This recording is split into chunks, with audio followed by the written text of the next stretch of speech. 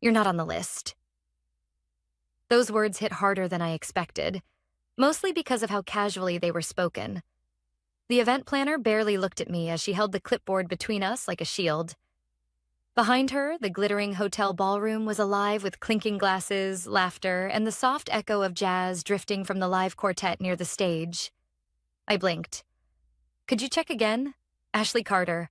I'm with the strategy division. Her mouth twitched, a rehearsed, almost apologetic smile. Sorry, this is for select leadership and award recipients only. I didn't say anything at first. I just stood there on the sidewalk, heels sinking slightly into the snow-softened carpet leading up to the entrance. The January air bit at my skin, but the sting in my chest was worse. Behind me, the crowd of arriving guests moved past, chatting and laughing, welcomed in without hesitation. Then came the voice I dreaded. Oh, wow. You actually showed up? I turned. It was Kelsey, my coworker, and the intern who'd somehow been promoted after presenting my year-long project as her own. She wore a floor-length navy gown and confidence like perfume. Beside her, her date smirked and looked me over like I was some out-of-place caterer. Who invites a nobody? She laughed, brushing past me and disappearing into the warmth and light. I could have left right then. Most would have.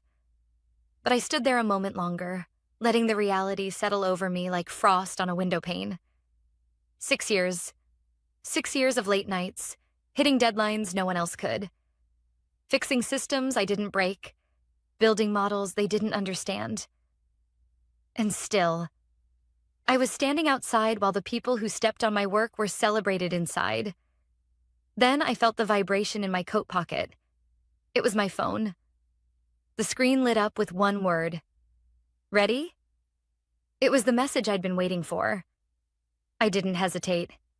I hit send and walked away. Before I tell you what that message did, before the calls, the chaos, the fallout, I want you to pause. Just for a moment. Have you ever stood outside something you helped build? Watched from the cold while others drank the wine you bought? Wore the clothes you ironed? Delivered the speech you wrote? If you've ever been overlooked, undervalued, or called a nobody by people who only succeeded because of you, then this story is for you. Because what happened next changed everything. My name is Ashley Carter. Until that night, I was a senior strategy analyst at Ethereum Logistics, a rising disruptor in the supply chain industry, as the trade magazines like to call it. And for most of my career, I believed that hard work was enough. My background wasn't flashy. I didn't go to an Ivy. I wasn't related to a board member. I didn't flirt with executives during Friday happy hours. I just delivered, over and over. I had built a simulation model that saved the company $2.6 million in Q3, caught a forecasting error that would have tanked a seven-figure client deal, created the real-time optimization algorithm that, ironically, was being celebrated at that very gala. But none of that mattered the day Dominic Foster became our new VP. Dominic was the kind of leader who used charm like a blade. Smooth in meetings, sharp in private. He praised ideas in public, then dissected you in one-on-ones. And somehow, Kelsey, the intern, was always nearby. She started sitting in on meetings she wasn't invited to, echoed phrases I'd used in private Slack messages, quoted numbers only I had analyzed. At first, I thought it was coincidence. Then came the board meeting in October. I wasn't invited. But Kelsey presented my model. Word for word. My charts, my metrics, even my color coding. And Dominic beamed with pride as if she were his protege. I said nothing that day. But I stopped sharing after that. Stopped trusting. And I started planning. Over the next few months, while they celebrated wins built on my work, I started building something else. A backup plan? Number A, new path. I began documenting every file, every version history, every Slack thread, time-stamped, archived, secured on an encrypted drive not linked to any company system. I started contacting people. Quietly. People who had left the company. Some pushed out, some burned out. People like Jonah from Data Ops who built the forecasting module before Kelsey even joined. Or Priya from client strategy, who was mysteriously laid off after closing our biggest contract of the year. What we uncovered? A pattern. A culture of exploitation disguised as excellence. And so we began building something of our own. Something better. That night, as I walked away from the gala, snow crunching beneath my heels, I felt nothing but calm. I had sent the message. Not to my manager, not to HR, to the legal team, the media contact, and most importantly, to our top 5 clients, each of whom had expressed growing frustration with our new direction. Attached proof of theft, of misuse, of lies, and a very simple proposal. The next 30 minutes would change everything, but I didn't wait around. I just kept walking. I didn't even make it to the subway station before the call started. 1, 2, 5, 11, 38. The screen glowed with names I knew too well. Dominic, HR, the COO, even Kelsey. I didn't answer a single one. Not because I didn't want to, but because I already knew what they were going to say. I'd heard it all before. It's just business. You're a team player, right? This isn't personal. But this time it was. Deeply personal. Because they hadn't just taken my work. They'd taken my voice. My credibility. And when they locked me out of that gala, they made one final mistake. They underestimated me. When I got back to my apartment that night, I didn't celebrate. I changed into sweatpants, tied my hair back, and opened my laptop. It was time to confirm what I already suspected. The documents had been opened, downloaded, forwarded, screenshots had been taken. The metadata told me everything. I logged into our secure workspace, ours, not theirs, and saw the green light flash. Connected, Jonah, Priya, Elise. We were live. Status? I typed. Priya responded first. PR. CFO forwarded the client memo at 8:11 p.m. Legal read the report at 8:17. Dominic opened the contract audit log. Jonah chimed in next. JN. One of the clients, Westline Freight, asked for a meeting tomorrow morning. They saw your offer. Looks like they're ready to talk. I stared at the screen, heart pounding not from fear, but clarity. Every move we made was within bounds. Every document cited public performance metrics, internal reporting files I had access to, and client-facing data I had personally developed. And most importantly, every innovation they were parading around had my name stamped in the file history. Let me be clear, I didn't want to destroy anyone. I didn't want revenge for its own sake. What I wanted was simple. Acknowledgement. Fairness. A seat at the table I helped build. But when every door slammed shut, I realized I didn't need their table. I could build my own. It started 6 months earlier. The company had begun shifting its structure, or so they said. Realigning, Dominic called it. New faces appeared in high-level meetings. Titles shifted without explanation. People were promoted without performance reviews. Some teams saw layoffs. Others, like ours, saw sudden growth. Just not for the people who'd earned it. The warning signs were everywhere. Priya had been leading our international client portfolio for 3 years when she was pulled off a major deal and replaced by someone with a fancier LinkedIn profile. She protested. 2 weeks later, her position was eliminated. Jonah, the data ops lead, built the system we all relied on for logistics efficiency. After requesting budget for upgrades, he was suddenly demoted and reassigned. No explanation, no justification. The message was clear. Loyalty doesn't matter. Politics do. I began archiving everything. Not in secret, but in silence. Quietly. Diligently. I stored version histories, email receipts, meeting logs. I tracked deliverables and who presented them. And when the intern, Kelsey, started showing up to meetings quoting slides I hadn't shared with her, I added timestamps to everything I built. I never accused her, never confronted her. I just prepared. 3 months ago, I reached out to Priya and Jonah. Not with accusations, but with a question. If you could build a company from scratch, how would you do it differently? We talked for hours, then weeks. Then we began sketching. We weren't naive. We weren't planning to build a billion-dollar empire overnight. But we believed in something simple. A company that didn't reward exploitation. A company where impact outweighed title. Where talent wasn't wasted under middle managers obsessed with optics. We built the framework. Then we filed for an LLC. Under a name that meant something to all of us. Verdance, from verdant, meaning fresh growth after a long winter. Back in the apartment, the messages kept coming. Dominic. Ashley, call me immediately. This isn't how professionals handle things. Kelsey. I didn't know the whole story. Can we talk? Please. HR. This matter has escalated. We'd like to invite you for a formal meeting. I shut the laptop. It was too late for apologies, too late for warnings dressed up as diplomacy. They'd called me a nobody. They'd laughed, toasted inside while I stood in the cold. And now, they were scared. The next morning, we met with Westline Freight in a private video call. I presented our alternative system, more transparent, more efficient, more agile than anything Ethereum currently offered. They didn't hesitate. We've been waiting for someone to build this, the VP said.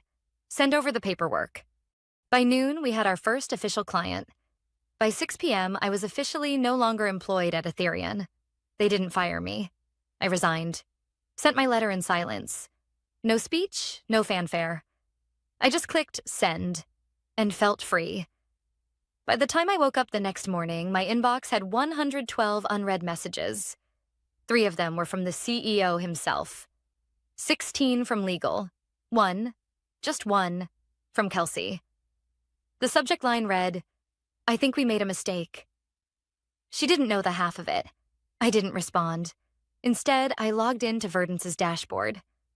Overnight, the Westline Freight deal had triggered a ripple effect. A second client, Atlas Port Group, reached out after someone in their procurement department saw our presentation slides, likely forwarded by a frustrated contact on the inside. They wanted a meeting. That afternoon, I met with Jonah and Priya in the co-working space we were renting by the hour. There was nothing glamorous about it, just 3 desks, a coffee machine that sputtered more than it brewed, and a cracked window that whistled when the wind picked up. But it was ours. Jonah had barely slept. He looked exhausted but energized, like a man who'd just realized the cage door was open. I mapped out the optimization module based on their most recent performance reports, he said, spinning his laptop around to show me the live dashboard. Priya leaned over his shoulder. If this works the way we think it will, it could cut Atlas Port's holding costs by 19%. In Q1 alone. My heart thudded in my chest. Let's make sure they see that clearly. We spent the next 4 hours rehearsing our pitch. It wasn't just about numbers. It was about credibility. Atlas Port was a $700 million company. If they signed with us, there was no turning back. Meanwhile, at Ethereum, panic was quietly bleeding through the cracks. Former coworkers started messaging me on private accounts, some congratulating me, others fishing for information. One DM stood out. Ashley, legal just pulled all our internal Slack archives. Everyone's paranoid. Dominic's locked in meetings with compliance. They think more people are leaving. Are they right? I didn't reply. But yes, they were right. 2 more employees had already agreed to join Verdance if our funding round closed. Elise from partnerships, Matt from enterprise sales. Both of them had been pushed aside or spoken over so many times, they barely needed convincing. We weren't just building a company. We were building a haven. The Atlas Port meeting was scheduled for 2 p.m. They logged in from a sleek, glass-walled conference room. We logged in from a space with a flickering light overhead and a whiteboard still stained from someone else's brainstorm. But we were ready. I shared my screen and walked them through the entire framework. How we'd restructure their supplier prioritization model, use real-time data analytics to forecast bottlenecks, and provide executive-level dashboards that actually made sense. When I finished, no one said a word for 5 full seconds. Then came the question, why isn't your system already on the market? Priya answered, calm and direct. because until now, the people who built it weren't the ones allowed to launch it. By 4 p.m., we had a verbal agreement.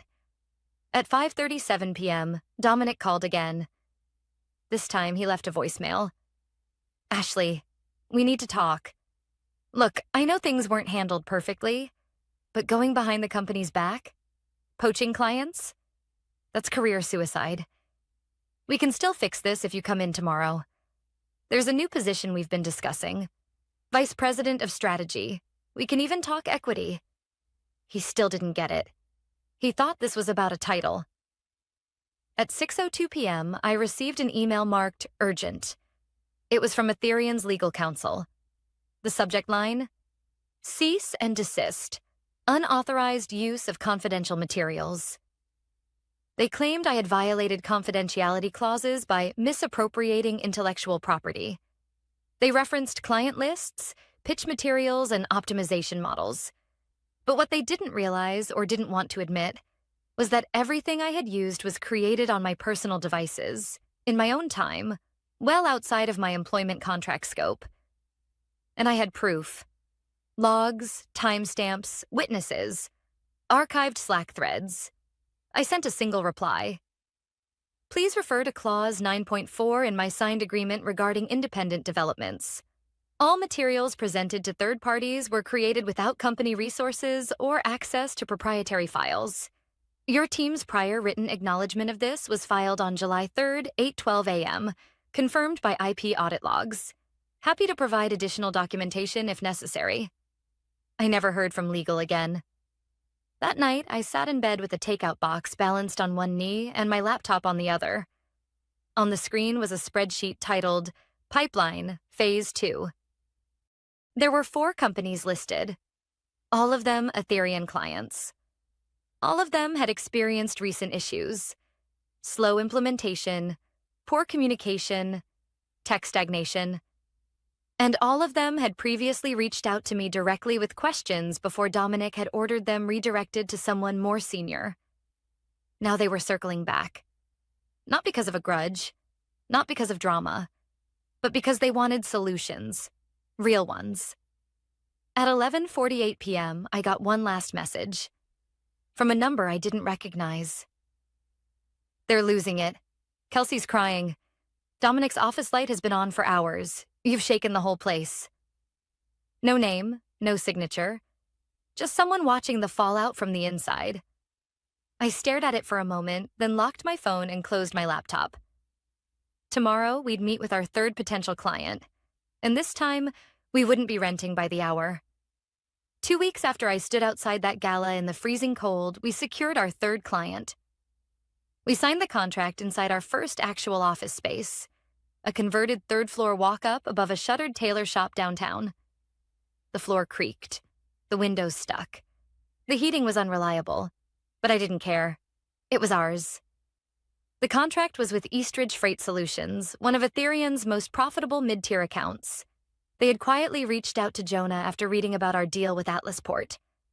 The email said, "We've been concerned with declining service levels. We'd like to explore alternatives."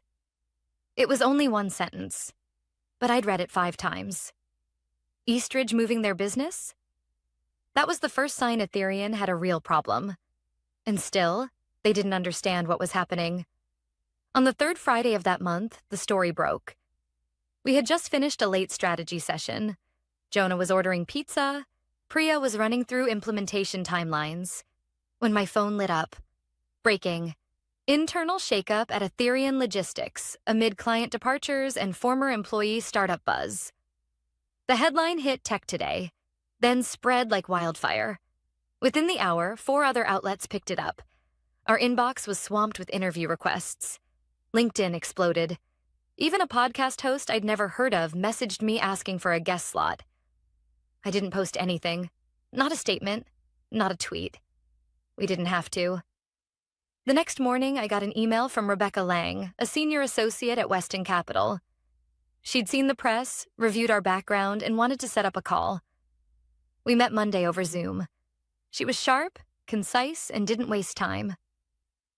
"I know early-stage funding isn't your focus yet," she said, "but if you're serious about scaling, we'd like to be involved. Your market fit is unusually strong for this stage.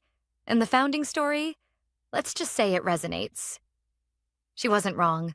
I told her we'd think about it. The truth was, we'd been bootstrapping, pulling from personal savings, side consulting gigs, and modest monthly retainers from our clients. But funding would change the game. The question was whether it would change us too. Meanwhile, Ethereum was in full containment mode.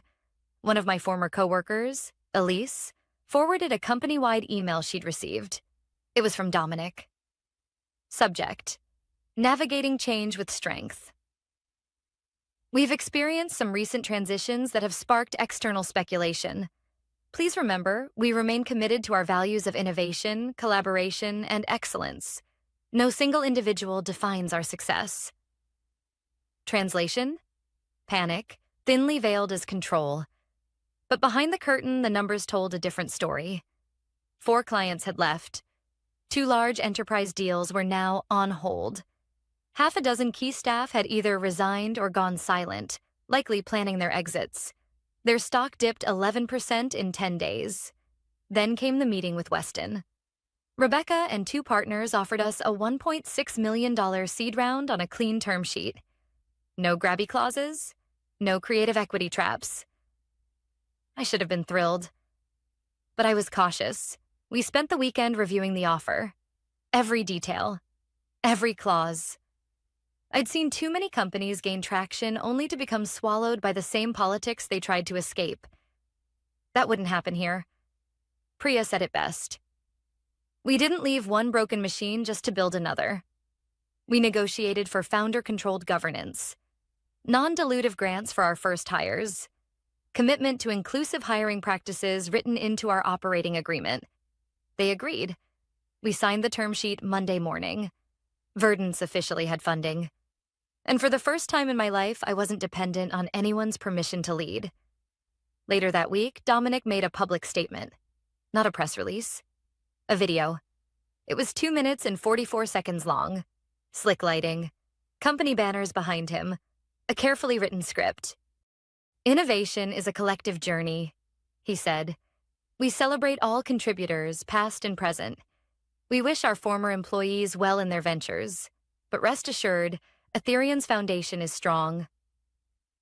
The smile at the end was hollow. What really caught my eye, though, was the twitch in his left hand. The slight tremble. The forced calm. He knew the ground was shifting. He just didn't know how fast. That same evening, Elise called me. I'm done, she said. I can't stay there anymore. It's like watching a building collapse in slow motion. Nobody trusts each other. Half the team's pretending nothing's wrong, and the other half is updating their resumes during lunch. I didn't push her. I didn't offer a job. But 3 days later, she sent me a message.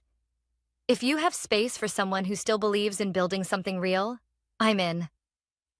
We onboarded Elise as our client success lead the following Monday. Her first order of business? Finalizing the onboarding process for Vandrix Maritime, our 4th client, and our largest yet. They came to us without even being approached. Ethereum overpromised and underdelivered. Their CTO said, "You already seem to be delivering before we've even signed." That wasn't an exaggeration. Jonah had sent them a prototype dashboard as a sample. They showed it to their board. That night, they called us. What we were building was working. Not because it was loud or flashy, but because it was built on credibility, clarity, and the one thing Ethereum had forgotten: trust. And while they scrambled to salvage their image, we were just getting started. It was a Wednesday afternoon when I saw the email. Subject line: Confidential. Meeting request from Ethereum Executive Board. At first, I thought it was a prank. The address was official. No spoofing. The message short and direct. Ms. Carter, on behalf of Ethereum's executive leadership, we request a private meeting to discuss potential avenues for collaboration or resolution. Sincerely, Preston Langley, Chairman of the Board. Preston Langley, the man whose name had only existed on letterhead and press releases, the shadow behind the curtain. Now, he wanted a meeting. With me? I read the message 3 times. Then I forwarded it to Priya and Jonah. Priya's reply came first. You know what this is, right? This isn't a conversation. It's a containment strategy. Jonah's was more succinct. If they're panicking, we're doing something right. The meeting was scheduled for Friday morning at a neutral downtown law office. I didn't go alone. Our counsel came with me, and I brought printed documentation, just in case. The conference room was clinical, glass walls, bottled water, a large screen no one used. Preston Langley was already seated when I arrived. Immaculate suit, silver cufflinks, composed face. Dominic sat beside him, wearing the same strained smile I remembered from my performance reviews. And next to him, surprisingly, was Kelsey. She didn't look smug this time. She looked tired. "Thank you for coming," Langley said. I nodded. "Let's keep it efficient." Dominic spoke first, trying to soften the ground. "We recognize that mistakes were made, misunderstandings, breakdowns in communication." "You mean the part where I wasn't allowed into the gala celebrating work I created?" I asked evenly. He paused. "We want to move forward constructively." Langley cut in. "Ms. Carter, we're prepared to make a serious offer. Ethereum would like to acquire Verdance, including its intellectual property and client relationships. In return, we're offering a high seven-figure payout, equity, and a leadership position. Chief Innovation Officer." I didn't answer right away. I looked at Kelsey. Her eyes flicked down. She couldn't meet my gaze. I turned back to Langley. "You want to acquire the company you tried to discredit? The same company your legal team threatened 2 weeks ago. The same company that exists because you undervalued the people who built your success." Langley didn't flinch. "Business evolves. You're clearly a talented leader. But competing against Ethereum is an uphill battle. We have scale, resources, reach. You also have a PR crisis," I said. 4 major clients gone, a public stock dip, and a rapidly growing narrative that your company rewards the wrong people." Dominic shifted in his seat. Langley's voice hardened slightly. "We don't intend to let this go on indefinitely. If you refuse the offer, we will pursue all available measures. Competitive blockades, legal routes, strategic buyouts of key personnel." Our attorney leaned forward. "None of which will hold up, given our IP filings and non-compete exemptions under state law." Langley looked at me again. "Ashley, you built something great, but you're still small. We're giving you a chance to fold it into something bigger. Secure your legacy, and move on from this fight." I looked around the room. The polished table, the sterile walls, the people who once told me I wasn't worth a seat. Then I reached into my folder and pulled out a single page. A graph, client growth, by week, Verdance's line, rising fast, Ethereum's declining, client by client. "I already am something bigger," I said quietly. "I'm not here to secure my legacy. I'm building it." Langley looked at Dominic. Dominic looked at Kelsey. She finally spoke. "I didn't know how much of it was yours. I only saw what I was given. I'm sorry." I gave her a slow nod. "I believe you, but the damage was done." Langley stood. "Very well. We'll consider this conversation closed." I stood too. "No, Mr. Langley. You'll consider it closed. I'm just getting started." When we left that building, the sun was sharp and clear. It was still cold, but I didn't feel it. By the time we got back to the office, our inbox held a new message. Client inquiry, Global Apex Freight. Their contract with Ethereum was up for renewal. They wanted a call. Jonah looked at me. "Should we take it?" I smiled. "Let's make room." That night, we stayed late in the office. Not to catch up, to prepare. Because the next step wasn't just growth, it was scaling. Real systems, full-time staff, international expansion. They had offered me a title. I'd chosen a mission, and the ripple was turning into a wave. 1 year to the day after I stood outside the gala with snow soaking through my shoes, I stepped onto a stage under bright lights. This time, invited. It was the annual Logistics and Innovation Conference, the biggest industry event of the year. My name was printed on the program as keynote speaker, and the room was full. Executives, investors, founders, analysts, and yes, even a few familiar faces from Ethereum. Funny how things come full circle. I stood at the podium and looked out at hundreds of faces, some smiling, some skeptical, some waiting for a story. So I gave them one. Exactly 1 year ago today, I began. I was told I wasn't on the list. I stood outside a gala, one that celebrated a project I had built, while my former coworkers toasted inside. Even the intern who had taken credit for my work was applauded while I stood in the cold. The room was silent. I didn't argue. I didn't knock on the door. I just pulled out my phone and pressed send. You could feel the shift. Some leaned in, others nodded, just slightly. The quiet recognition of being excluded, of being overlooked. I didn't spend the speech attacking Ethereum. That wasn't the point. I didn't need to name them. They had already named themselves in headlines, in shareholder calls, in whispered updates across the industry. Instead, I told the truth. How Verdance had started with 3 people in a co-working space and grown to a team of 42. How we had launched with 0 external funding and now operated in 3 countries, serving 12 major clients, 7 of whom had once worked with Ethereum. How we'd built a company where people stayed late not because they were scared, but because they were invested. Where performance reviews didn't reward who talked the loudest, but who built the most. I shared our framework, our hiring process, our team principles, the things we said no to just as much as the things we said yes to. And finally, I shared the most important part. We didn't succeed because we wanted revenge. We succeeded because we knew something better was possible. We left the old table behind and built our own. One where everyone has a seat and no one has to beg to be seen. I finished to quiet applause. The kind that builds slowly, not because people feel obligated, but because something landed. I stepped down from the stage, my heart full. Not from pride, but peace. After the keynote, there was a long line of people wanting to talk. Founders, analysts, even students from the university who'd been invited. But one person stood a little apart from the line. Kelsey. She looked different.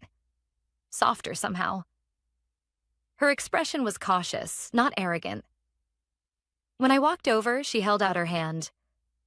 I just wanted to say congratulations, she said. That was a powerful speech. Thank you, I replied. And I meant it.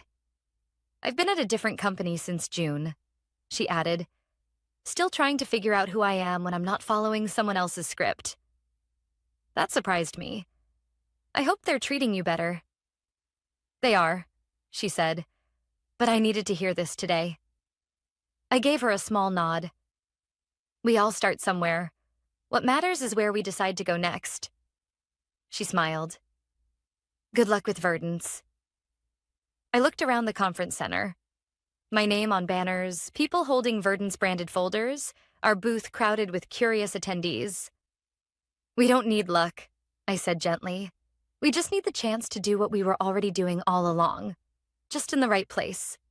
The next week, Verdance closed its Series A funding round. $8 million, led by one of the same firms that had once passed over my resume without a second look. We opened new offices in Austin and Rotterdam, hired our 50th employee, hit a profitability milestone ahead of schedule. But none of that was what stuck with me. What stuck with me were the emails, dozens of them, from people I didn't know, analysts, designers, account managers, former interns, people who'd been told they were just something, just a junior, just support, just a number. Your story made me quit my job. Your keynote made me rethink what kind of leader I want to be. You reminded me I'm not crazy for wanting respect. And this one. Thank you for showing us that being excluded doesn't make us less valuable. It just means we were never meant to stay there. Sometimes I think about that night. The cold, the laughter through the windows, the sting in my chest. It doesn't hurt anymore. Now, I think about the people inside that ballroom. And I wonder if they ever realized how close they were to keeping me.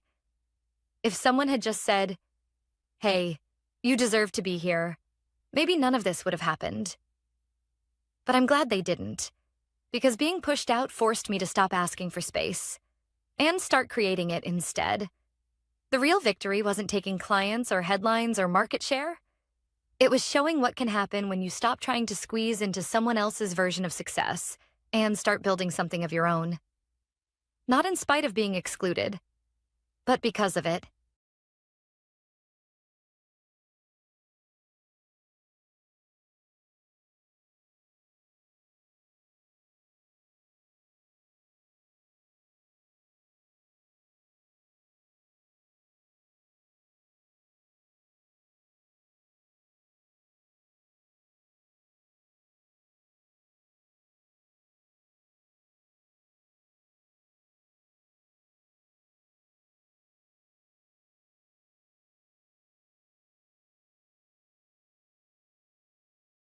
I smiled, reached into my bag, handed over my company laptop, still warm from the spreadsheet I'd been updating 14 minutes earlier. Then I pulled out the keyring. Clink, clink, clink. 11 silver keys, all labeled, all tagged in my own handwriting from 2009 when I rewired the access system myself because the vendor ghosted us mid-upgrade. And then I gave them the final one. A small brass key with a worn-down M etched into the handle. The key to the building. No one flinched. Not HR, not security. They had no idea what I'd just handed them, but they would. 30 minutes later, my phone rang. Unknown number, but I knew the voice. "Why are we locked out of our own offices?" The CEO screamed, his voice jagged with panic. I leaned back in my chair and looked out at the quiet street. "You told me to return company property," I said. "So I did." Let me rewind. 21 years. That's how long I kept that place running. Not just operations, not just facilities, not just budgets and compliance. Everything. Back when the company had 5 employees and a rented suite over a falafel shop, I showed up with a notebook, a toolbox, and a belief that if you fix the small things, the big things won't break. They didn't even have a business license in the right city. Guess who fixed that? I wasn't management. Not on paper. Never got the corner office or the bonus weekends in Tahoe.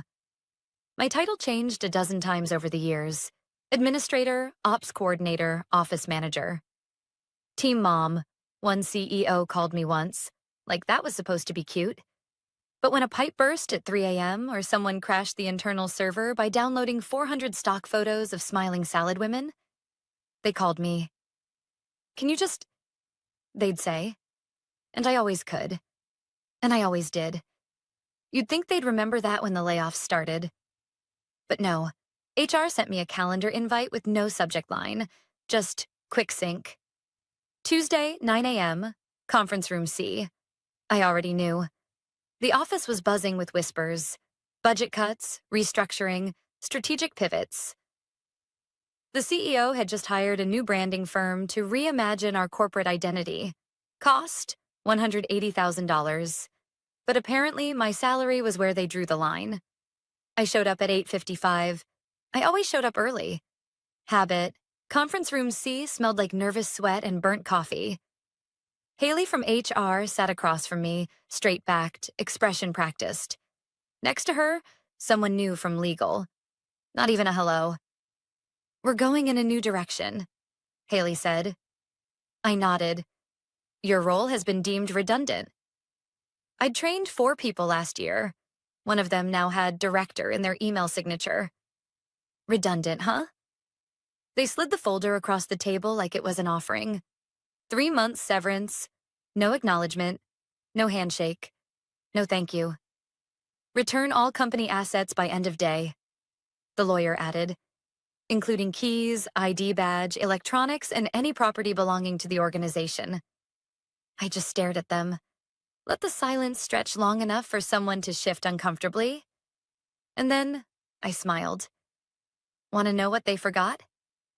They forgot I was the one who signed the original lease. Back when the founder's credit score looked like a rejected SAT score. No one else could get approved, so I stepped in. Just to help, I'd said. They forgot I was still listed as the primary leaseholder. Never updated it. Never questioned it.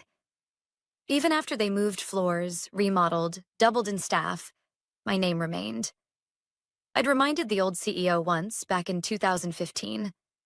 He laughed and said, "Well, if anything ever goes south, I guess you own the place." We both chuckled. I didn't bring it up again. So when I handed over the building keys that morning, I knew exactly what would happen. By 9:32 a.m., I'd already called the property manager. By 10 o'clock, the locks had been changed. By 10:27, the CEO, Nathan, called me in a full-blown meltdown. "You can't just lock us out," he shouted. "Read the lease," I said calmly. "You don't own the office, you rent it, and you failed to renew." He went quiet for a second. "You wouldn't dare. Should have thought of that before you let security escort me out of a building I legally occupy." They thought they fired me. What they didn't realize? They evicted themselves. This wasn't revenge. Not yet. But it was justice. Corporate justice. The quiet kind. The kind that walks out with a folder in one hand and 21 years of leverage in the other. And now? Now, the countdown had begun. 30 days to vacate. Unless they wanted to deal with me. And this time, I wasn't picking up after anyone. By the time the CEO's angry voicemail finished blaring through my phone, I'd already lit a lavender candle and poured myself a cup of chamomile tea. He was screaming something about breach of protocol, miscommunication, and legal action. But all I heard was panic wrapped in entitlement. I didn't reply. I didn't need to, because I had the lease. And more importantly, I had time. Let's rewind a bit further.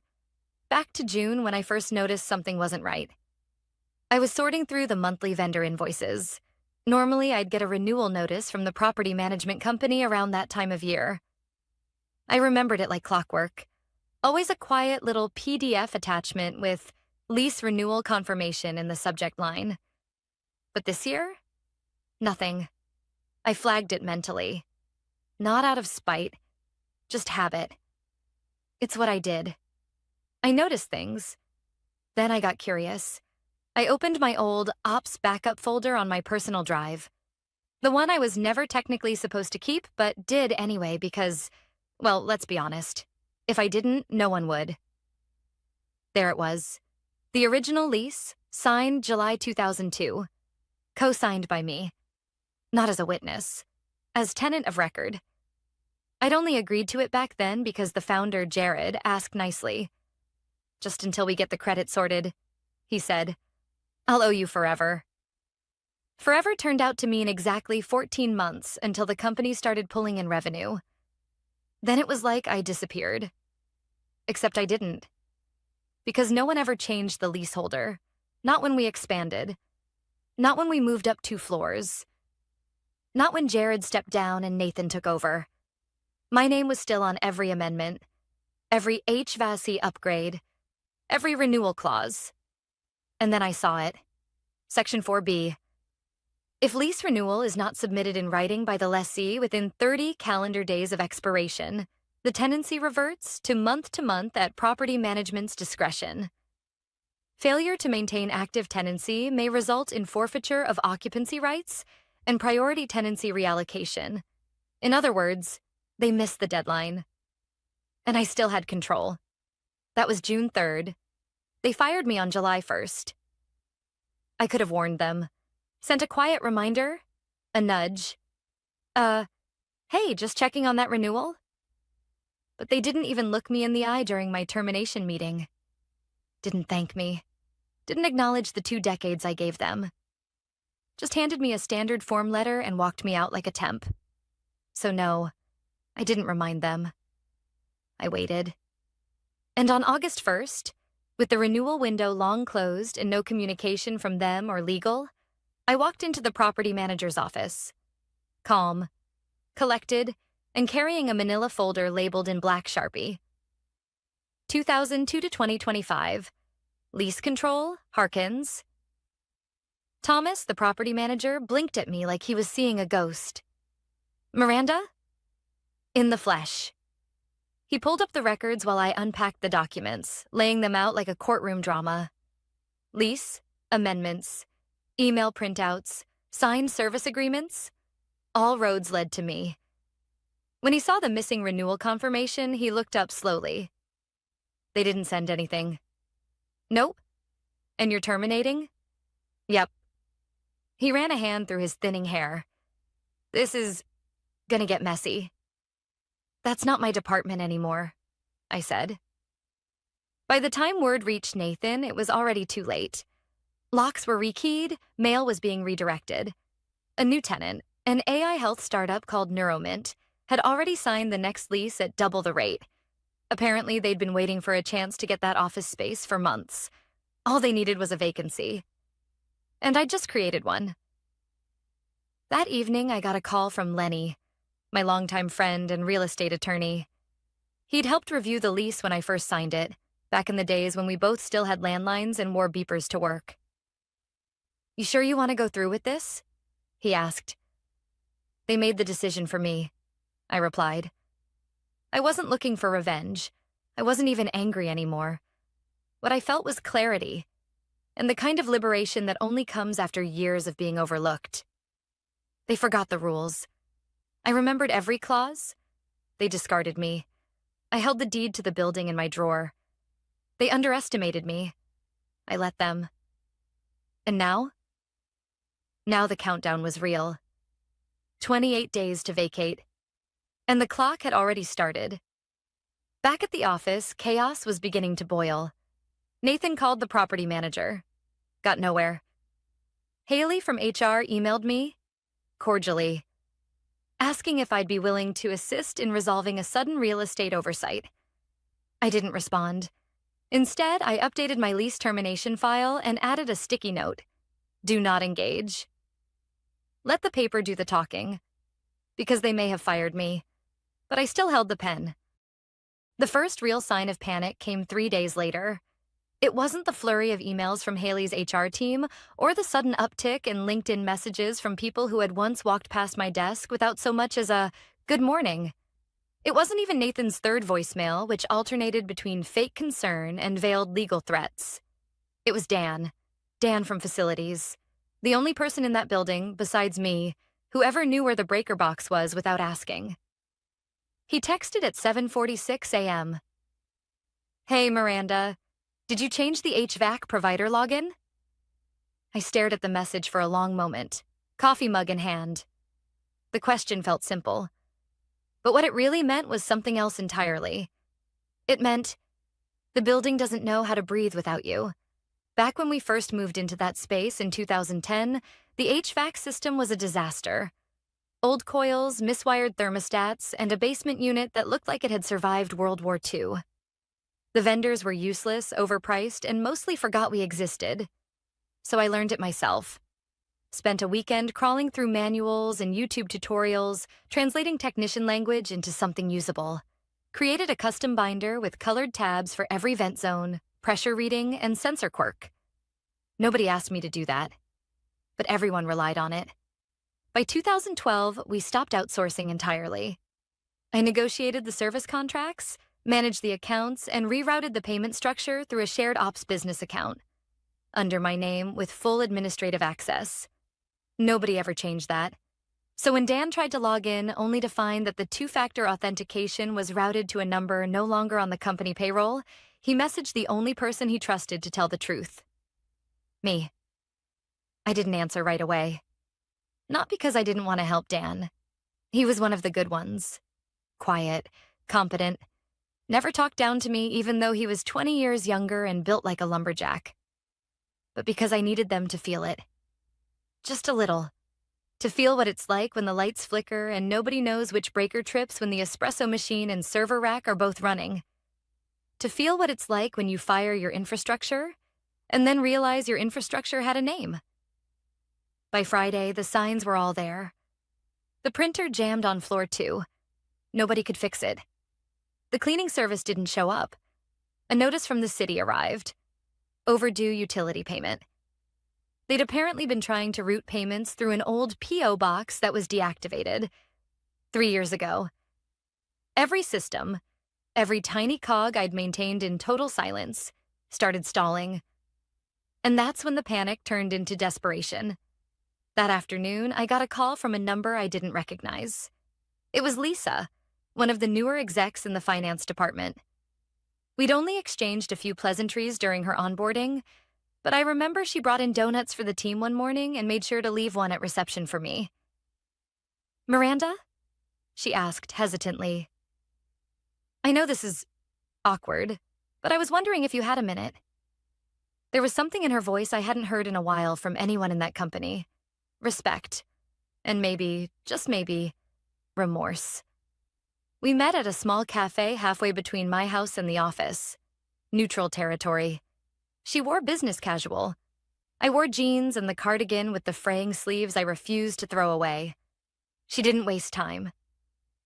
"I wasn't part of the decision," she said, "but I wanted to say, I'm sorry for how it happened." I nodded. "Thank you." "We're struggling," she admitted. "Haley's flailing, legal is overwhelmed, Nathan's yelling at everyone, and honestly, I don't think anyone knew how much you were actually doing." That much was obvious. She hesitated. "I don't expect you to help, but if you have any guidance on what we're missing or what steps we can take." I sipped my tea. Then I asked a question I knew would stop her cold. "Who's listed as the lessee on your general liability insurance policy?" Her eyes widened. I don't know. Exactly." I let that sit, because it wasn't just the lease. It was everything. The compliance protocols, the IT vendor authorizations, the janitorial service renewals, the pest control contract, the security codes for the underground parking garage. All of it ran through me, not out of ego, out of necessity. Because over 2 decades of being just admin, I became something else. The spine of the building, and now they were trying to walk without it. That night, I sat down at my kitchen table with a fresh notebook, labeled the front. Endgame, Q3 transition plan. Not for them. For me. Because it was time to do what I'd done every quarter for the past 21 years. Prepare for what comes next. I got the confirmation email from the court on a Tuesday afternoon. Subject line, "Notice of acceptance. Leaseholder termination petition." Timestamp 3:17 p.m. I sat at my dining table, laptop open, a manila folder beside me labeled in block letters. Termination final. Attached was the official notice. Plaintiff, Miranda G. Harkins. Defendant, current occupant, Suite 201-221. Cause, failure to renew lease within contracted window order. 30-day notice to vacate property, effective immediately. Enforcement, authorized upon delivery of notice. I didn't smile, not out of bitterness, but because when you've spent your life cleaning up messes for people who never once said thank you, justice doesn't look like a celebration. It looks like clarity. The next step was routine. Print 3 copies of the eviction notice. 1 for the property manager, 1 for the county court, and 1 for the door. Thomas, the building's property manager, met me outside the main entrance the next morning. He had a clipboard under one arm and an expression that hovered between awkward and impressed. "You sure about this, Miranda?" "I've been sure since the day they walked me out like a temp who forgot her badge." He nodded, handed me a zip tie. We walked up to the front doors. Glass panels, smudged from too many hands and too few cleanings. The receptionist, someone new, probably another temp, watched us approach, confused. She leaned forward. "Can I help you?" Thomas cleared his throat. "Just delivering legal documentation." She blinked. "Do I need to?" "No," I interrupted gently. "Just tell your boss to check the front door." I zip-tied the fluorescent orange eviction notice right at eye level. It flapped slightly in the breeze. Bold font, black letters, 30-day deadline. Stamped with the official seal. That was August 6th, which meant by September 5th they'd be gone. either voluntarily or with county enforcement. I could already feel the storm forming inside. By 10:12 a.m., Nathan had seen the notice. By 10:17, my phone buzzed with a call from Haley. I didn't answer. By 10:24, she texted, "Miranda, what is this? Why would you do this? Please call me ASAP." I didn't. Because what was there to say? They'd built a company on the backs of people like me and convinced themselves that we were interchangeable. But here's the thing about infrastructure. It only seems invisible when it works. When it stops, everything breaks at once. By 3 o'clock that afternoon, their legal team had finally opened the scanned documents from the court. Lisa from finance forwarded me a screenshot. Subject: urgent. Leaseholder confirmation. Plaintiff Miranda Harkins. Subhead: eviction proceedings initiated. It included the scanned lease, my signature, the missed renewal clause, and the updated clause from 2015 that gave the leaseholder the sole right to terminate with 30-day notice in the event of non-renewal. All legally binding, all enforceable. No loopholes, no backup plan. No one had even bothered to read the contract before firing the woman whose name was on it. That evening, Dan texted again. They're freaking out. HVAC went down again and no one can get in touch with the contractor. They thought the autopay was still working. It wasn't. Because that autopay came from a shared ops account, I closed the day after they terminated me. Then another message. Also, Haley said the new cleaning crew quit.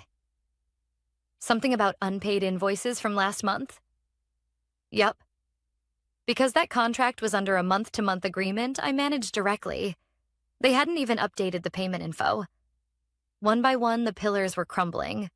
Not because I broke them, because I'd held them up for 21 years, and when they let me go, they didn't know how to replace me. You can't replace something you never bothered to understand. On Friday, I received an email from Nathan. Subject: urgent. Request for discussion. Lease and operational oversight. His tone had changed. Gone was the arrogance, the condescension, the assumption that I was some middle-aged fixture collecting a paycheck. Now he was asking, not ordering. He wanted to find a resolution. He wanted clarity on next steps. He even ended the message with, "I appreciate everything you've done." Too late. That night, I sat in my backyard with a glass of wine, watching the sun dip behind the fence line. My old cat, Rufus, curled on my lap. He purred like he knew something big had shifted. I thought about all the times I stayed late for them. The office Christmas parties I helped organize, without pay. The dozens of onboarding binders I built from scratch. The night I missed my sister's birthday because someone jammed a badge in the elevator slot and nobody else knew how to reset the system. And then I thought about how they fired me. No handshake, no farewell. Just HR, a security guard, and a laptop box. So no, I wasn't taking Nathan's meeting, because the countdown had already begun. They say corporate culture is about resilience, adaptability, quick thinking. But what happens when the very foundation you built your company on walks out the door, holding the original lease agreement and 3 decades of memory? You get Monday, August 19th, 17 days before the eviction deadline. The morning started like any other, for me at least. Coffee. Quiet classical music on the radio. Rufus curled under the table, swatting at a pen I'd dropped. I was working on a puzzle. 1,000 pieces. For a scene. Therapeutic. Clean edges. Clear rules. Meanwhile, 4 blocks away, the walls were closing in. At exactly 8:12 a.m., I got a message from Lisa. Just a heads up. HR's in full damage control mode. They tried to call the landlord. Got nowhere. Dan says they asked him to break into the maintenance closet. He refused. Said it felt illegal. Proud of him. I grinned. A minute later, Dan texted me directly. They're calling it a rogue lease situation. Nathan said he's launching a formal internal review. Whatever that means. Translation: he's blaming everyone but himself. Classic. Then, just before lunch, my phone rang again. Private number. I was tempted to ignore it, but curiosity won. Miranda speaking. The voice on the other end hesitated. Hi, this is Clara. I'm the executive assistant to the board chair. Clara, I vaguely remembered her from holiday parties. Always polite, always overworked. I was asked to reach out. The board would like to schedule a conversation, off the record, about the lease situation. We're hoping to get your perspective. There it was. Not the CEO, not HR, not legal, the board. They'd realized what Nathan never did. The only person with leverage in this mess was the one they let go without a second thought. I stayed quiet for a beat, then said, I'm not sure I have any perspective that wasn't clearly outlined in the documents I submitted. Clara paused. I understand. It's just, the board wasn't made aware of your status as leaseholder. They're concerned. I bet they were. Investor pressure. Press inquiries, operational shutdowns. No plan B. They wanted to talk. They wanted me to fix the problem they created. But here's the thing about leverage. Once you give it up, it's gone. And I'd already decided. This was closure, not collaboration. I'm not available for meetings, I said gently. But I wish you the best of luck. She thanked me anyway. At least someone had manners. By midweek, it was obvious the cracks were becoming fractures. Dan called during his lunch break. They tried to host an all-hands meeting to reassure everyone, he said. Nathan called it a misunderstanding in paperwork logistics. I snorted. Is that what they're calling a court order now? He laughed, but it was strained. They're losing people. Real talent. Marketing director gave notice. IT leads interviewing elsewhere. No one wants to stay in a sinking ship. Good for them. Honestly? Dan said. Good for you. He paused, then added something I hadn't expected. You were the best part of that building, Miranda. You didn't just keep it running. You cared about it. About us. I swallowed the lump in my throat. Thanks, Dan. That means a lot. That evening, I opened my old company inbox. Technically, it was deactivated, but they forgot to kill the cloud sync to my personal archive folder. Another oversight. I wasn't snooping. I just wanted one thing. My original onboarding email. Found it, dated July 3rd, 2002. Subject. Welcome to the team, Miranda. Message body was simple. Short. Written by Jared, the founder. Thanks for taking a chance on us. We'll never forget what you're doing by helping us get on our feet. This company will always have room for you. Always, huh? I printed it out, taped it to my fridge. Not out of spite. Just a reminder that promises don't mean much unless the people making them remember. By the end of that week, Haley sent a mass email to former staff, anyone who'd been part of operations in the last 10 years. Subject. Request for shared documentation, critical systems access. Body. We're reaching out to former team members who may still have knowledge of legacy systems, access information, or vendor contacts that were not properly transferred during previous transitions. Any assistance would be appreciated during this period of restructuring. Translation. We're out of lifelines. At 11:24 a.m. that Friday, Nathan made one final move. He showed up at my house. I watched him from behind the blinds, standing awkwardly in my driveway, hands in his pockets, glancing up at the front door like a man who realized too late that the elevator wasn't coming back down. He didn't knock. He just stood there. Maybe trying to build the courage. Maybe just hoping I'd come out. I didn't. Rufus watched him too, perched on the windowsill like a little lion guarding a kingdom. After 2 minutes, Nathan turned and walked back to his car. No words. No apology. Just a man finally realizing the cost of forgetting the woman who held the keys. September 5th. Eviction day. The morning sun stretched across the city like a curtain slowly pulling back on a final act. I stood by my window, sipping black coffee from a chipped ceramic mug I'd kept since my first office job. Rufus curled by my feet, flicking his tail in slow, lazy motions. Across town, 4 blocks away, Suite 201-221 was no longer theirs. The orange notice stayed on the door until 8:07 a.m., when the county marshal showed up with a clipboard, a neutral expression, and a roll of industrial-grade zip ties. Protocol. No drama, no exceptions. That office had once buzzed with over 100 employees. Open concept floor plan, glass-walled conference rooms, plants named by interns, an espresso machine that hissed like a dying dragon, and printers that jammed only during board presentations. Now? Silent. Furniture half-packed. Desks still labeled with names that had already disappeared from Slack. Empty La Croix cans stacked in recycling bins that no one had emptied in over a week. Whiteboards filled with half-erased strategy scribbles, a single yoga ball chair abandoned in the hallway, and a notice taped to the door that read, plainly, vacate order executed. Tenant removal complete. They didn't go quietly. Of course they didn't. Nathan had spent the final week trying every route possible. A last-minute letter from a law firm that clearly hadn't read the full lease. A phone call to the building owner, who redirected him back to the property manager, who redirected him back to me. An offer to negotiate terms via Haley, who wrote that she hoped we could find a collaborative solution that benefits all parties.